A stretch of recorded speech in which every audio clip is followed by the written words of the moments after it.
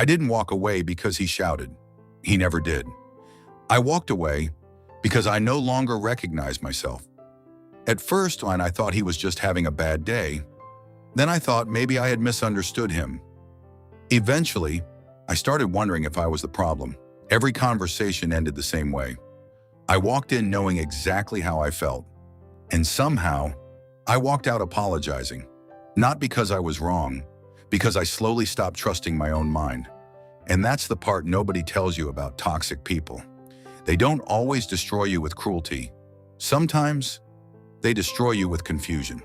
A small comment, a strange silence, a joke that hurts more than it should, a boundary they pretend not to hear.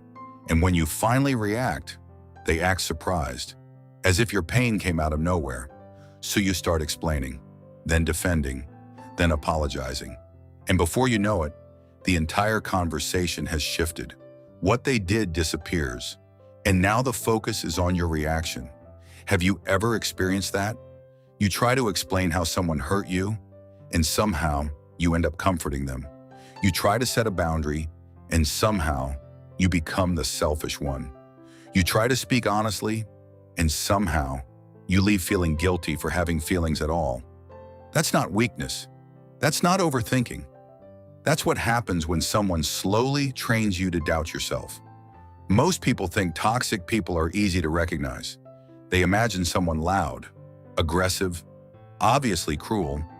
But the most dangerous toxic people often look completely normal. They can be charming, helpful, funny, even generous. They may make you feel special at first, seen, chosen, important. And that's why it's so hard to walk away. Because you're not only walking away from the pain, you're also walking away from the version of them you kept hoping would come back. But here's the first psychological truth. The person who makes you feel special and the person who makes you feel small can sometimes be the same person. And once you understand that, you stop asking, why are they like this? And start asking something much more important. Why do I keep shrinking around them? For a long time, I believed the problem was the argument. It wasn't. The argument was only the symptom. The real battle had started long before either of us spoke. It started the moment I stopped trusting what I felt. Psychologists have discovered something fascinating. Long before your conscious mind understands that something is wrong, your body already notices it. A slight tension in your chest, a knot in your stomach, the feeling that you need to choose every word carefully, as if one wrong sentence might start another conflict. Most people ignore those signals. I did too. I told myself I was overreacting, that I needed to be more patient, more understanding, more forgiving. But every time I ignored that feeling, I walked away feeling even smaller. Looking back, my body had been telling me the truth all along. I just wasn't ready to hear it. Because toxic people rarely change your mind overnight. They slowly change your relationship with yourself.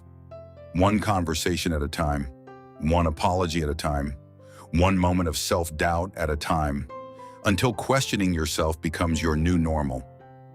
That's why smart people don't only listen to words, they watch patterns. I started noticing something. He always had the perfect explanation, the perfect excuse, the perfect apology. But somehow, nothing ever changed. The same behavior kept returning.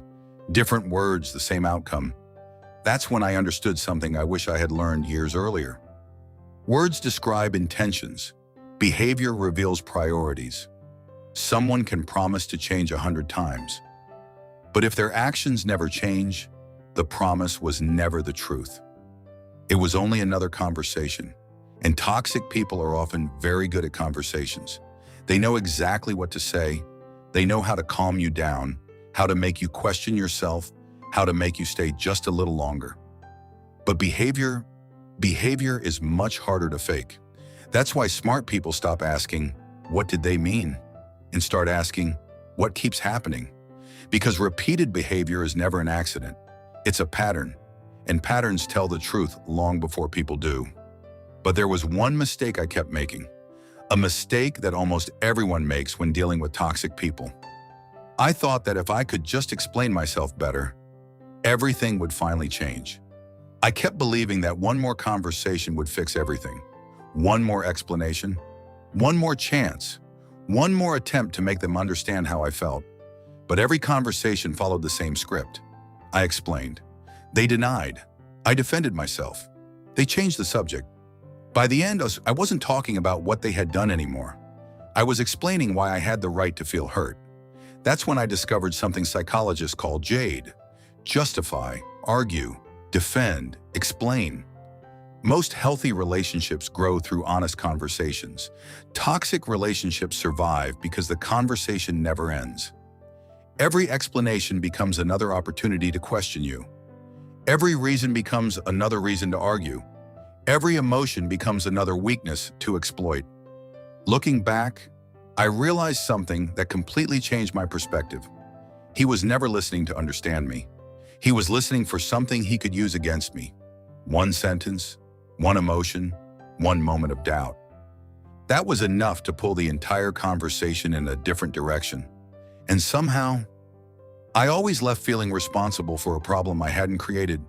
That's when I finally understood why I felt so exhausted. It wasn't the conflict that drained me. It was the constant need to defend my own reality, to prove what I had seen, to explain what I had felt, to convince someone who had already decided not to understand. The strange thing is, the harder I tried to save the relationship, the more I lost myself. Until one day, I stopped asking, how can I make them understand? And I asked a very different question. What if understanding was never their goal? That question changed everything. Because if someone isn't looking for understanding, there's nothing left to argue about. For a long time, I thought walking away meant giving up. It didn't. It meant finally choosing myself. The next time we spoke, something felt different. Not because he had changed, because I had. He pushed. I didn't explain. He questioned my decision. I didn't defend it. He waited for the argument to begin, but it never came. For the first time, I understood something that had taken me years to learn. Not every invitation deserves an answer, especially when the invitation is to another pointless fight. Psychologists often describe this as emotional detachment. Some call it the gray rock method. But it isn't about pretending not to care. It's about refusing to feed a cycle that was never going to end. Toxic people often survive on emotional reactions. Your anger, your frustration, your guilt, your desperate need to be understood. Every emotional response gives the conversation new life. I had been feeding it for years without realizing it. But this time, I answered calmly. Sometimes with only a few words, sometimes not at all. At first, it felt unnatural. Silence can feel uncomfortable, especially when you've spent years believing you must explain yourself. But something unexpected happened. The quieter I became, the louder his behavior became. Not because I was hurting him, because he was losing something he had always depended on. My reaction. And that's when I finally understood. Peace isn't something another person gives you. It's something you stop giving away. From that day on, I became much more careful about who had access to my time, my thoughts, and my energy. Not everyone deserved a seat at my table. Not everyone deserved an explanation. Not everyone deserved another chance. Because protecting your peace isn't selfish. It's one of the healthiest decisions you can make. And strangely enough, the less I tried to change toxic people, the more my own life began to change. I used to think walking away meant losing the relationship, losing the friendship, losing someone who once mattered to me. But I was wrong. The person I was slowly losing was myself. Every time I stayed in a conversation that left me feeling smaller, I gave away another piece of my peace.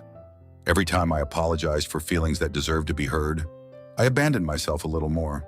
And perhaps that's the greatest damage toxic people ever cause. They don't just make you question them, they make you question yourself. It took me a long time to understand something that now seems so obvious. You don't have to prove your kindness by tolerating disrespect. You don't have to earn love by sacrificing your peace, and you don't have to stay just because someone else refuses to change. The day I finally walked away, nothing around me changed. The world looked exactly the same streets, the same people, the same silence. The only thing that had changed was the voice inside my own head.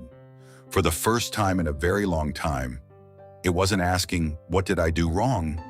It was quietly saying, "You've done enough." And in that moment, I realized something I will never forget. Walking away isn't giving up on someone else. Sometimes, it's the first time you stop giving up on yourself. Maybe that's why the strongest people don't waste their lives arguing with toxic people. Not because they don't care, not because they have no emotions, but because they finally understand their peace is worth more than winning an argument. And once you truly understand that, toxic people don't lose their power because they changed. They lose it because you did.